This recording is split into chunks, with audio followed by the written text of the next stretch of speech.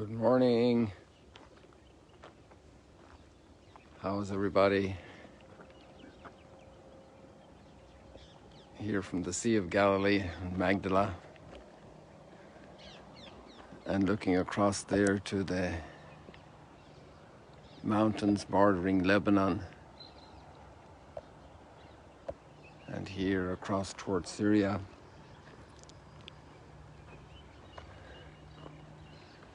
And down there across toward Jordan. You can see Jordan actually. Oops.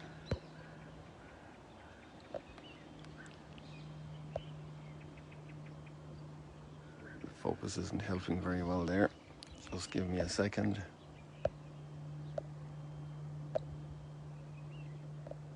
Well, at the very end of the lake there, it's kind of hazy, so it's not easy to, you can make out the outline of that height on the south, beyond Tiberias there at the edge. And that's Jordan, that is the country of Jordan. So we are here, a little update. There comes the sunrise. So more of our volunteers were able to go to Jordan yesterday, the crossing at Bet Shean, and have their flights back to their home countries. So our volunteer numbers are declining at the moment. And then the surprise yesterday was a group of Korean pilgrims called up and asked to have Mass. And of course we were delighted to welcome them.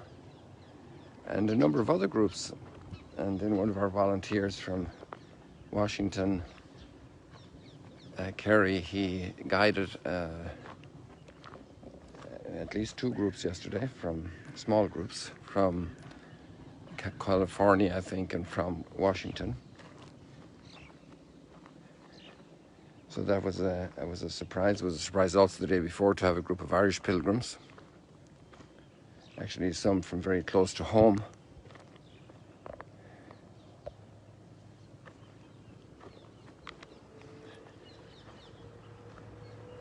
But obviously the numbers are declining.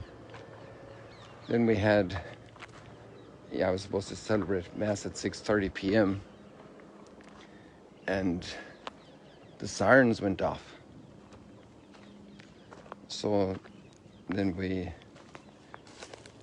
all rushed to the nearest bomb shelter. We're in a new building, so there's a very stringent code of safe rooms in every building, in every home. It's part of the requirements of construction here. And also in our building we have the principles of needed for buildings in seismic areas and volcanic areas. This is a region of the intersection of the African and the Arabian tectonic plates. So those are criteria then that humankind has been learning how to deal with different situations and to be prepared. So we were all in the shelters, in the bomb shelters, and just connecting with each other to make sure everybody was inside.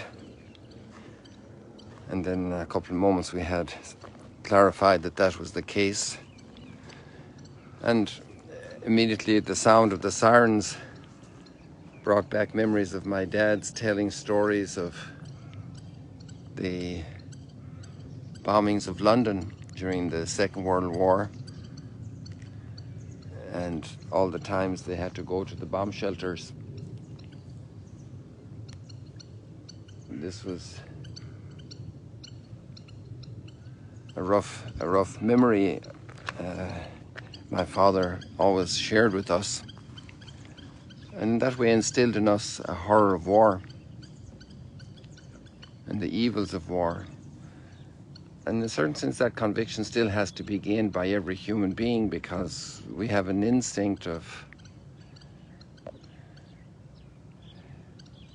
just defending ourselves and using any means, extreme means, two little children can readily fight and do major damage. That's why parents have a big role in educating their children. And yesterday I had a number of conversations with people, and some were a delight and some were challenging. A delight, a sad delight, but a delight because I had a chat with a man who has two boys, and maybe one is already a teenager and the other not yet. And feeling and sharing his concern how to educate his boys. He's a Jewish man, I think rather secular. I haven't specifically asked, but more or less from other conversations, I could probably speculate that he is at least agnostic, if not atheist. And I was deeply touched by the way he wanted to help his boys understand what was going on and not lose their humanity, to understand the difficulties of life in this world, but also not to espouse violence as something of human dignity. That violence is always an offense to human dignity. And that was a very uplifting conversation, I must say, entering into his heart and spirit. And you could see the deep concern he had, because he himself is a man who doesn't espouse violence, and he's very contrary to ill treatment of any human being. And then now is his teaching moment, and he wants to protect his children from being engulfed in hatred, to become even more capable in these difficult times to live with others. And I found that very, very, very compelling, very beautiful. He's also very realistic about the prospects and the difficulties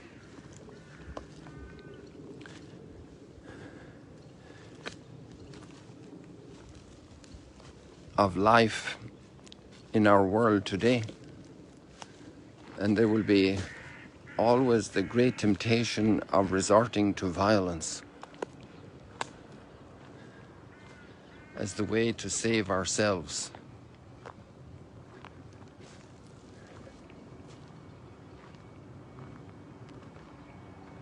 And we've always heard of things like domestic violence that are so repugnant in a small community that shares a kitchen, a living space, that brings children into the world. And the challenge for humanity to live together.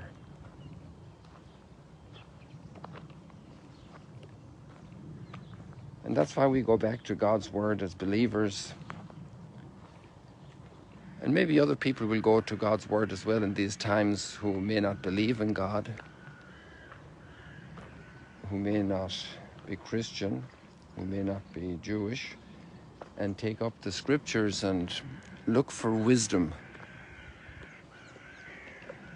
And we have that beautiful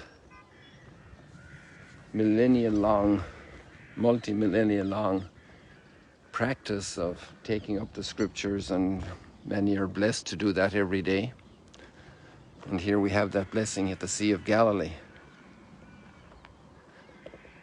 Oh, by the way, I forgot to tell you that then sometime after maybe it was about 2 hours later, the authorities here certified yesterday that there was actually a false alarm when we went to the sirens.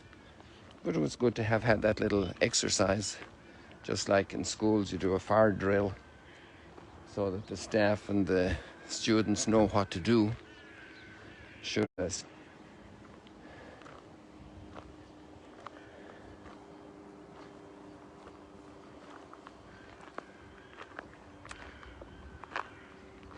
Today we're starting to read the prophet Malachi.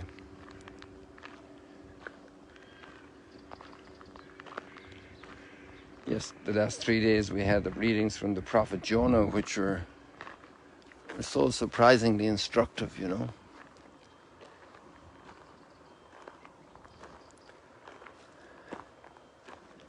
And today we have the prophet Malachi, and the scholars say this is a book. They have different theories about the moment of writing, but maybe before the return of the exiles to Jerusalem, or maybe shortly afterwards, or during that time, so in the 5th century before Christ. And it's interesting, you know, you would think the exiles coming back to Jerusalem would be very fervent and devout.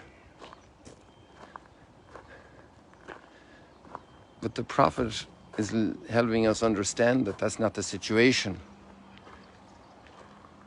And that's what the prophets always do. In this case as well, the word Malachi, there's academic speculation that it may simply mean that he's a messenger of the Lord, and so not a personal name, even though that also has become a name. Malachi, in the English-speaking world at least. So it may have been simply that this is a word from the messenger of God, and the author didn't put down his own personal name.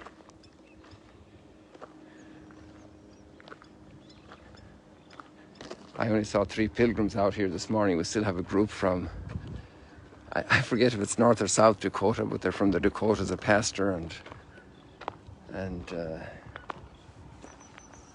4 pilgrims with him, a couple that arrived yesterday. They came in from Jordan. They really wanted to be here, so they reorganized their whole plan and landed in Amman and joined them. And they're here with their guide. We have a tour this evening. I was just thinking, walking along here, it's not usual for us at sunrise not to find anybody here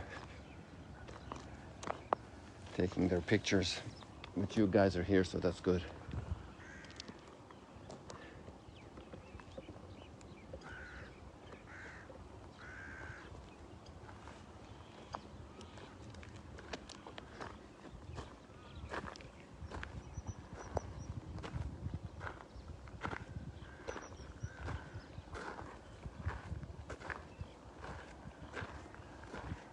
So then the prophet Malachi is appealing to give God his place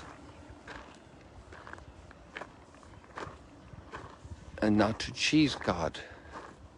We're in a relationship with the giver who has given us everything, to put our trust in him. We have very critical lines in the scriptures about trusting in human resources and not trusting in God. In fact, I saw a message yesterday that some people have sent around from a rabbi. He's a doctor and a rabbi, and it's in Spanish, so I can't share it with you directly, but he spoke very much about that, and actually used a line that I was using a few days ago: unless the Lord build a house, in vain do the builders work. And now the people are starting to build the restaurant here to continue. They were working yesterday as well, the day before. And unless the Lord build a house, in vain do the laborers build. Unless the Lord guard the city, in vain do the vigils keep watch.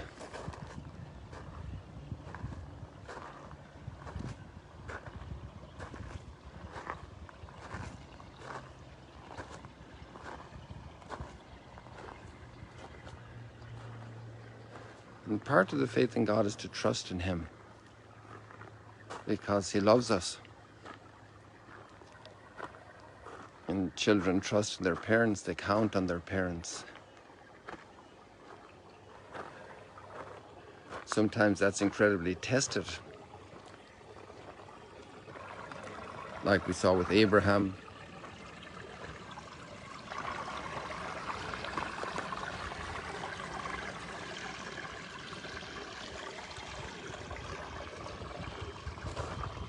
And it's very tested with great tragedies, natural disasters, and then with horrible acts of violence like we have witnessed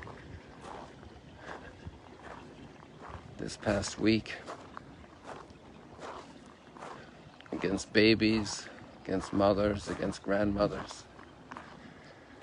Horrible, horrible deeds.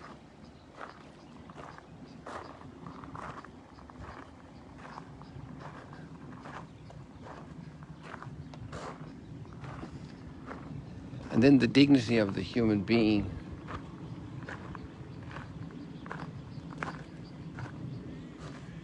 The dignity of every human being.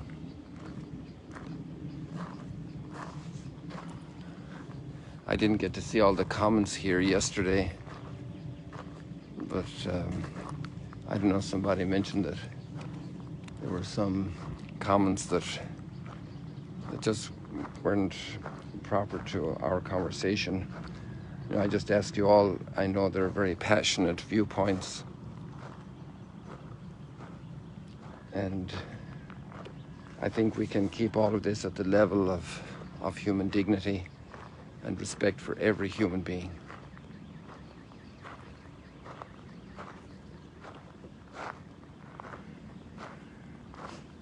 And also, I don't think we should be an echo chamber for anxiety and for reports that we just give around without being sure that the things happened. It's amazing with our media today, it's very easy to send stuff, but even just in conversation at home, at the table, sometimes we could say things, and we need a discipline of our tongue. And we're not certain ourselves that the things happened, but people say they happened. And we're in a period of great uncertainty and fake news. And there's reasons why people scare people. There's an element of control involved. It's important to share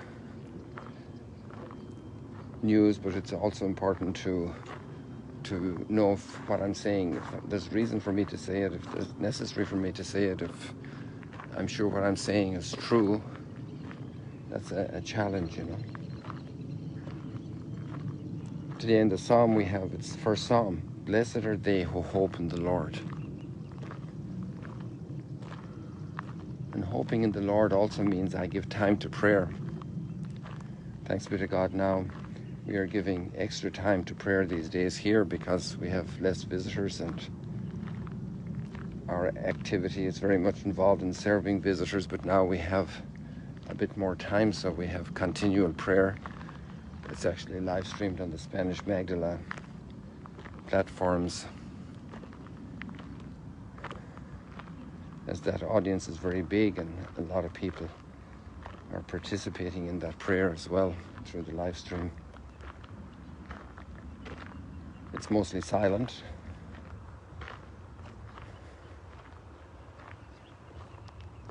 Prayer, but it's a presence together praying.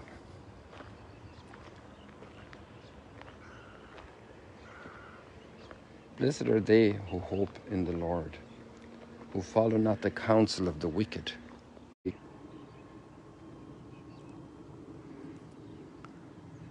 Wow, you still are there.